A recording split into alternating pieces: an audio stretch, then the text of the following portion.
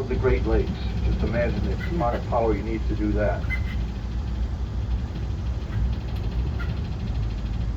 As it moved through our area, though, it left us with some things, a couple of boulders, and one of those boulders is at the Big Rock Visitor Station, which we'll go through in a little bit later. It is estimated to be about 14 tons, or 28,000 pounds. It's the size of a bull elephant, and its weight actually will equal about the weight of this tram, both cars fully loaded.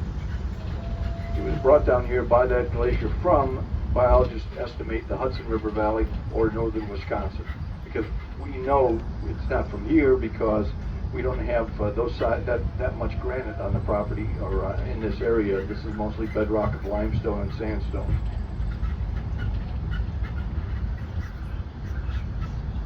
Now I'm going to ask you to look to the right, over to the horizon. You'll see some kind of skinny looking trees pointing out over there.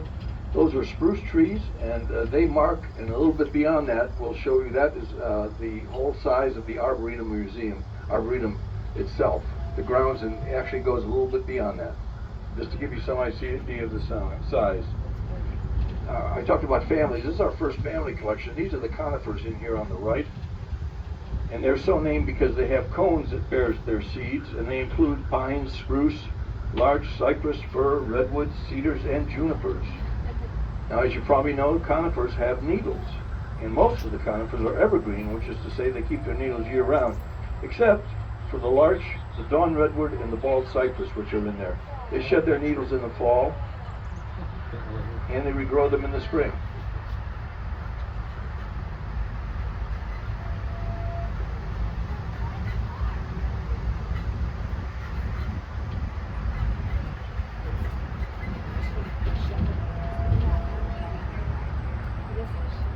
There's an interesting specimen on the left and a little bit up to the right in front.